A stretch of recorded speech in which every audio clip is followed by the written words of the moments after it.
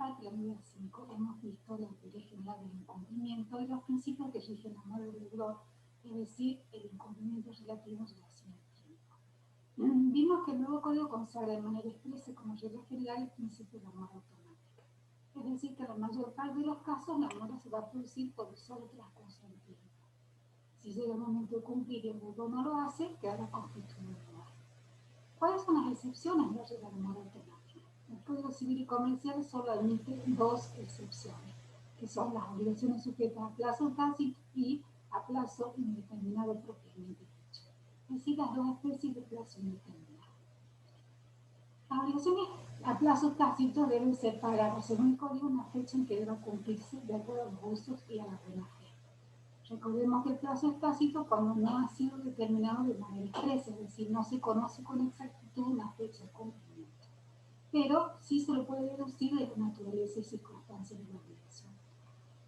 La ley manda a considerar estas pautas para establecer cuándo las partes quisieron que la obligación se cumpla. Solo desde entonces se va a poder exigir el pago. Los usos y costumbres, interpretados conforme al principio de la buena fe, son relevantes como pauta para precisar si ha llegado el momento de cumplir. Por ejemplo, si un agricultor alquila una máquina cosechadora sin precisar si la fecha de entrega, el tipo de cultivo, las costumbres de la zona rural van a ser útiles, entre otras circunstancias, para indicarnos cuándo debía ser entregada. ¿Cómo se produce la mora en esta clase de obligaciones? El régimen anterior y el Código Civil disponía que si la obligación estaba sometida a un plazo tácito, era necesario interpelar al deudor para que la mora se produzca, es decir, intimarlo categóricamente para que cumpla. El nuevo código las describe a propósito de la mora y establece cuándo deberían cumplirse, pero no ha previsto cuál es el régimen de constitución de mora. Por supuesto que si el deudor cumple según su propia interpretación del plazo y de la que ahora está conforme, la obligación se va a extinguir sin ningún inconveniente. Pero si no lo hace, el problema se va a plantear porque la ley ha omitido establecer cuál es la modalidad de constitución de mora. ¿Se va a producir automáticamente siguiendo el principio general o habrá que interpelar al deudor para que quede constituido en mora?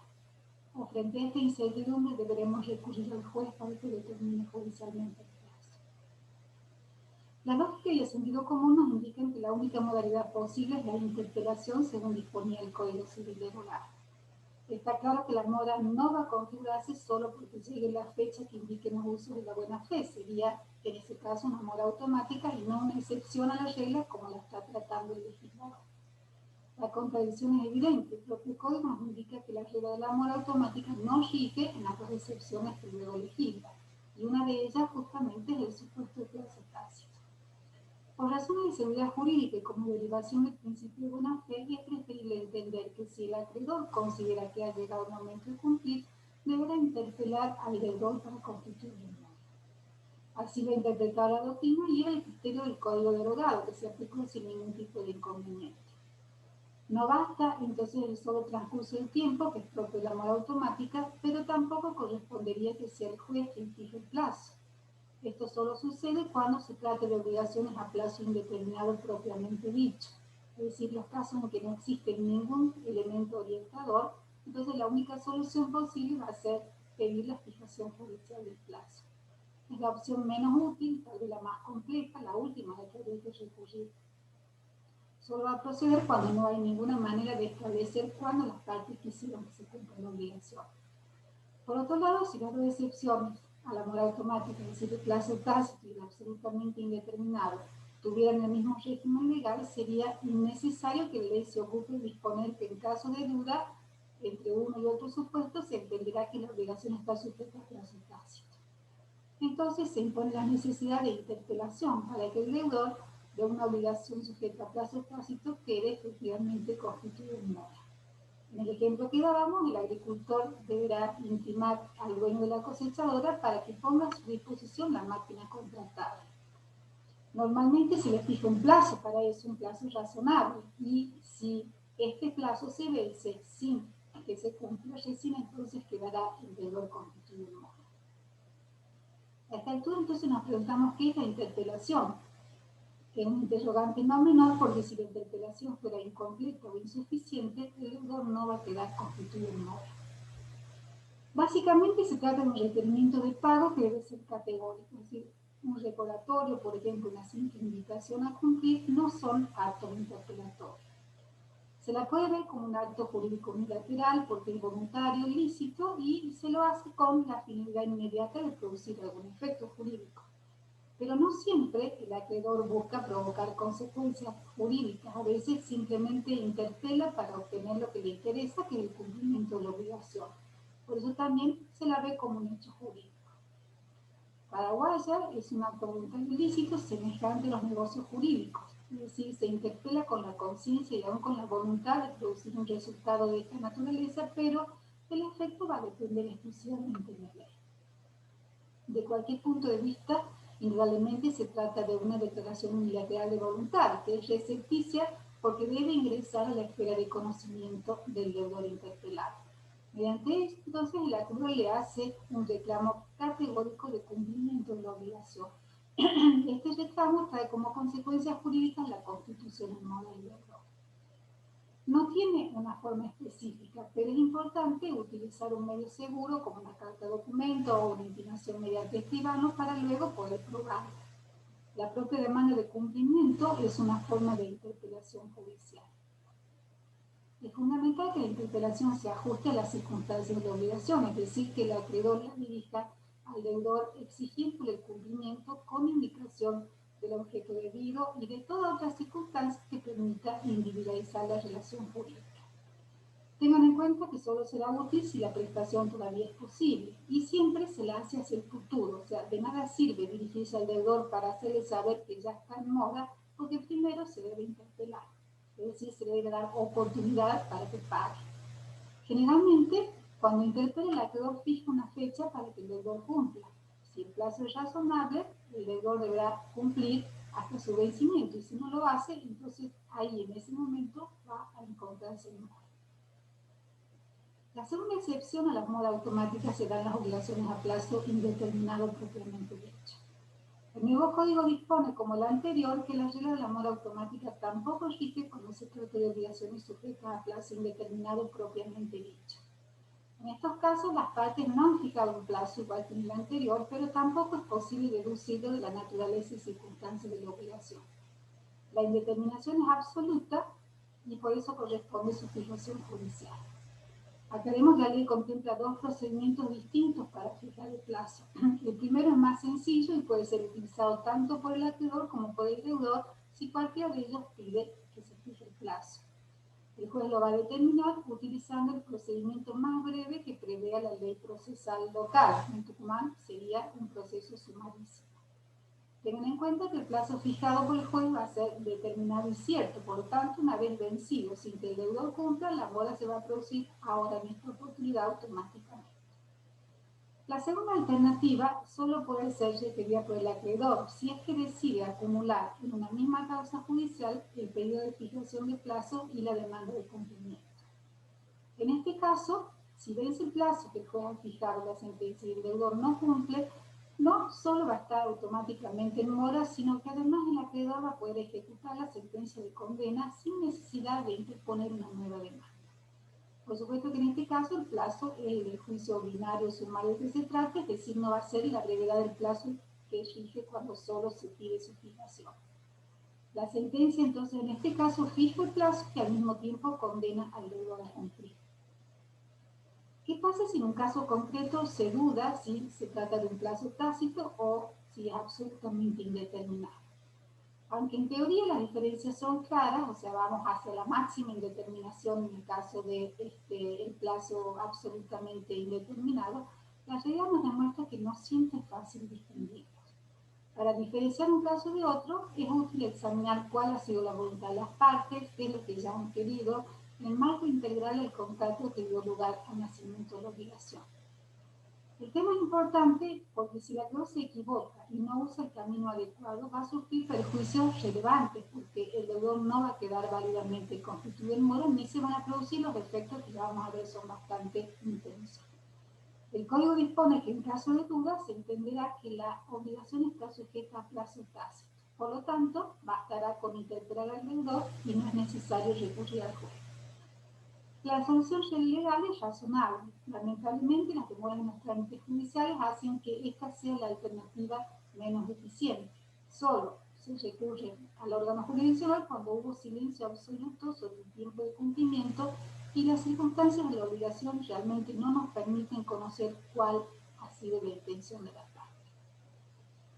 Además de estas dos excepciones que contempla el nuevo código, siempre será posible que las partes convengan expresamente la necesidad de que el acreedor interpele, aunque sea un caso de mora automática. No se ve ningún inconveniente para que lo acuerden de esta manera, siempre en el marco de la autonomía privada.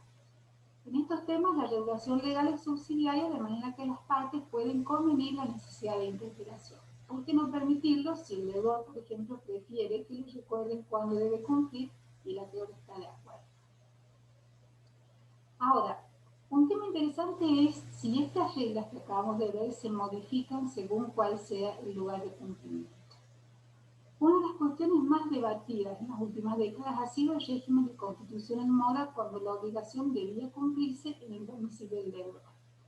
Esta cuestión tiene mucha importancia práctica para el derecho a las obligaciones porque el domicilio del deudor sigue teniendo valor residual como lugar de cumplimiento de la obligación en los casos en que las partes no han pactado ni resulta de otras disposiciones legales.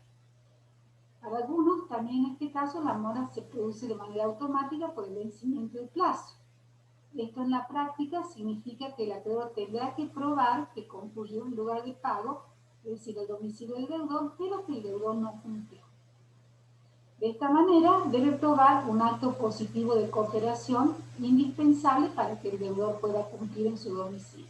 El razonamiento sería que si ponemos a cargo del deudor la prueba de un hecho negativo, es decir, que el acreedor no concurrió, estaríamos imponiendo una prueba tan difícil que se la considera diabólica. O sea, cómo demostrar que el acreedor no fue en ninguna de las 24 horas del día del vencimiento. Para otros, en cambio, la solución es la opuesta, porque sería el deudor el que debe demostrar que el acreedor no fue a su domicilio el día en que debía cumplirse la obligación. Así podrá probar que la mora no es imputable con la amplitud de prueba que exige para los casos de demostración de simples hechos. De lo contrario, nos estaremos apartando de la regla general sobre mora automática que se aplica cualquiera sea el lugar de cumplimiento de la obligación.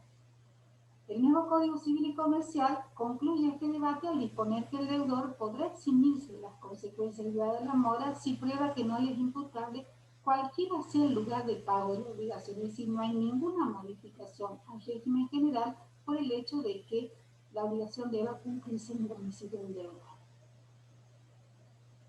También nos podemos preguntar qué pasa cuando se trata de casos que no han sido contemplados expresamente por el nuevo código, o sea, cuál será el régimen de constitución en mora.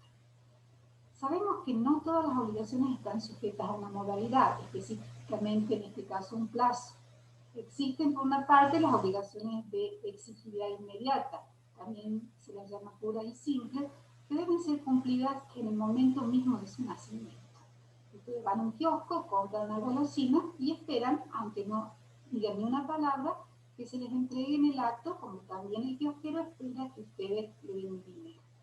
Las partes entonces no han querido ninguna postergación. Antes de la reforma, la doctrina y la jurisprudencia mayoritarias entendían que en estas obligaciones el deudor debía ser interpelado para que el acreedor, por el acreedor quiere decir para estar en mora. Sea porque así lo exigía el principio de la buena fe, o bien entendiendo tal vez que ante el silencio de la ley debían ser tratadas con obligaciones sometidas a plazo tácito que necesitan interpelación. Este razonamiento parte de la base de que si el deudor no cumplía inmediatamente la obligación que era exigible desde su nacimiento, se debía a que el acreedor le había concedido, aunque sea tácitamente, un plazo. Por lo tanto, era necesario interpelar. En una posición opuesta se pensaba que si una persona asume una obligación pura y simple, tiene que ocuparse de estar en condiciones de cumplir inmediatamente. Eso es lo que se ha comprometido a hacer. ¿Por qué entonces presumir que el acreedor tolera una demora y le otorga al deudor un plazo tácito para cumplir cuando en realidad esa demora lo está perjudicando?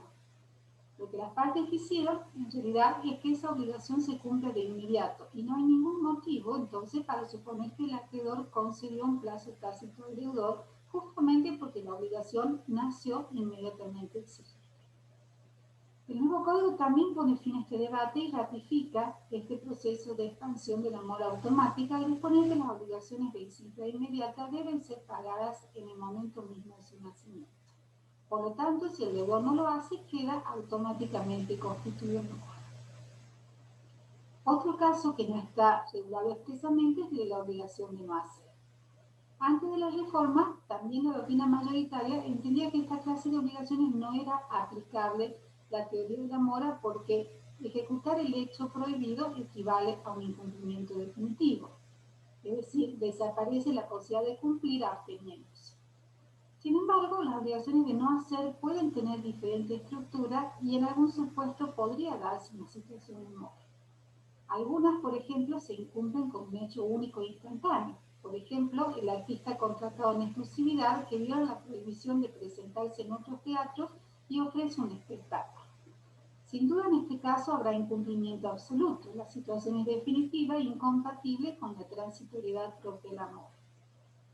Otras, en cambio, implican una abstención que se mantiene durante un cierto periodo de tiempo, es decir, se le pide al deudor que se abstenga, que no haga algo durante un lapso de tiempo ya más prolongado. Piensen en una persona que vende su negocio, tiene una buena clientela y se compromete a no competir con el comprador, obligándose a no abrir un local del mismo rubro en la misma ciudad durante, por ejemplo, 2 años. Pero lo abre igual, al poco tiempo.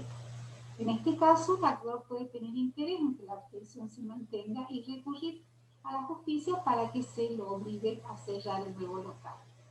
Entonces, ¿podría hablarse de un incumplimiento transitorio típico del estado de mora? Pareciera que sí.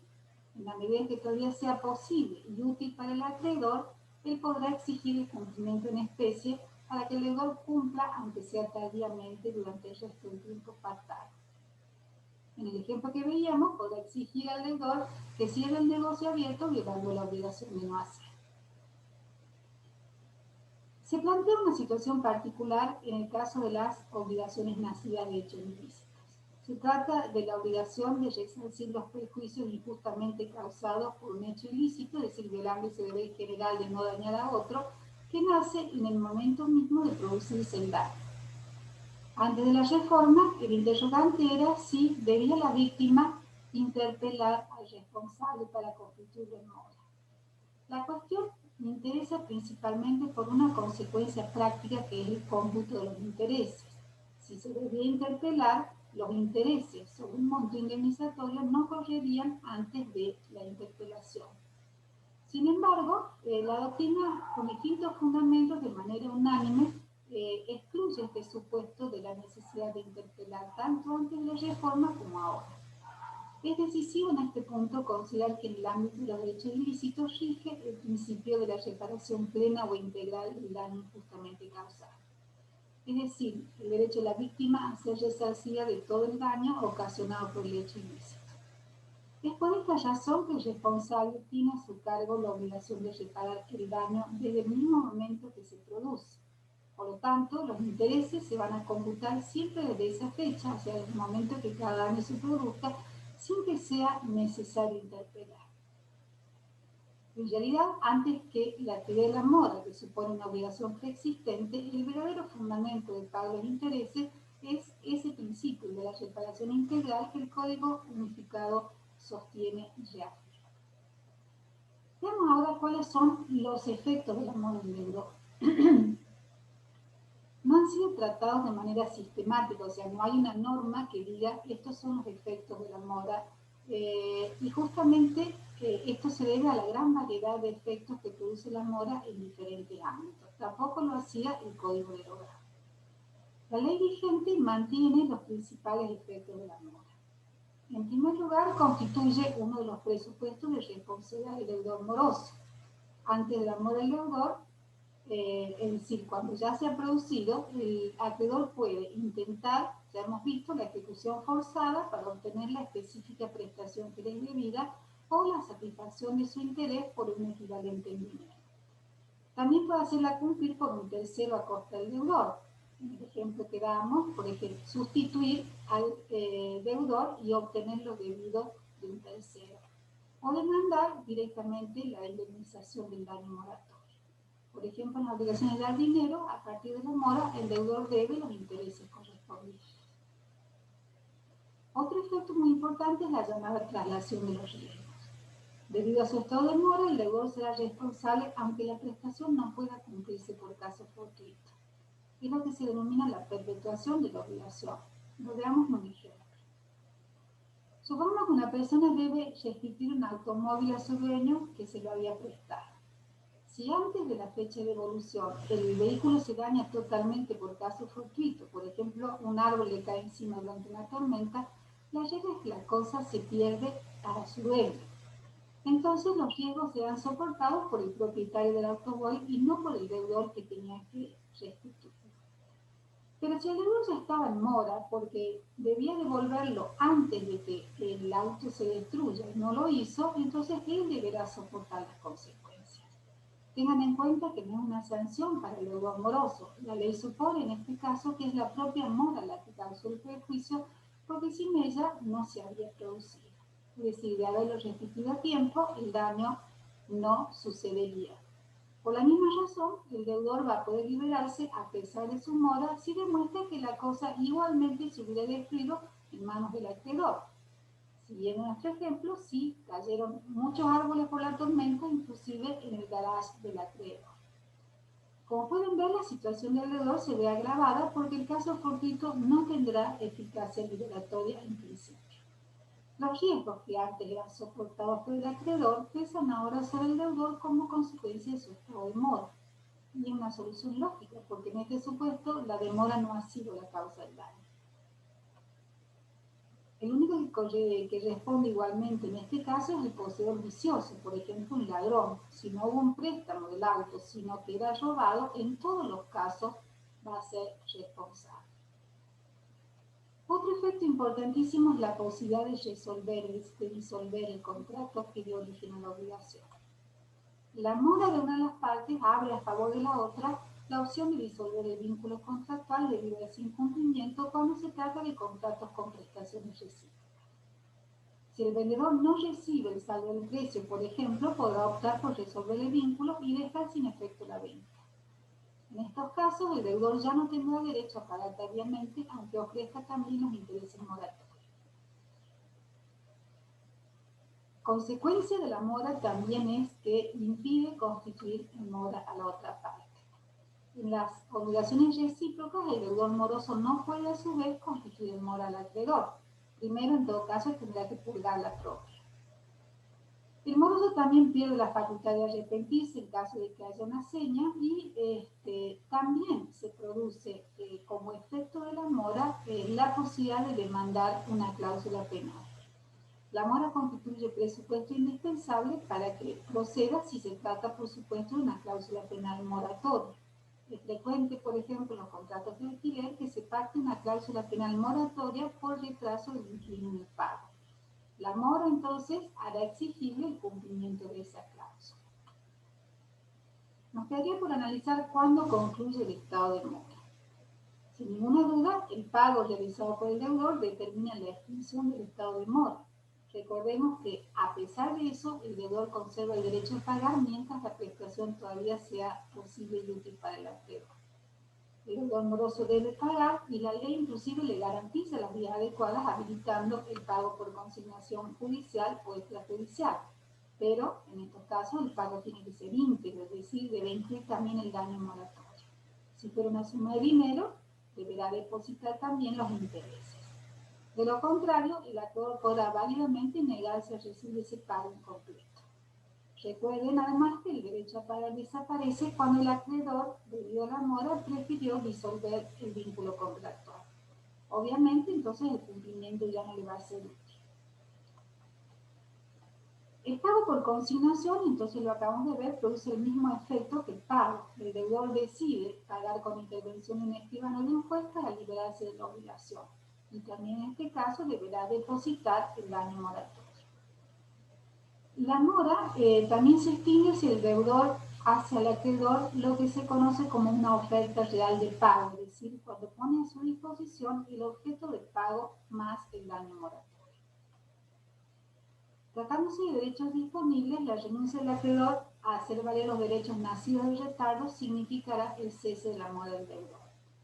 Muchas veces el acreedor facilita el cumplimiento, por ejemplo, perdonando al deudor el daño moratorio.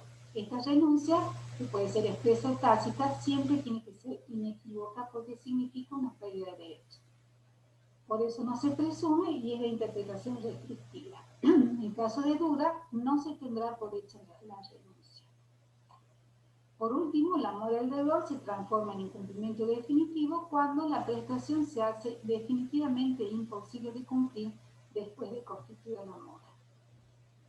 Esto es un panorama de la mora del deudor. En la segunda parte de esta unidad analizaremos las distintas vías con las que cuenta el acreedor para el frente al incumplimiento del deudor y las acciones con las que cuenta para conservar el patrimonio como garantía común.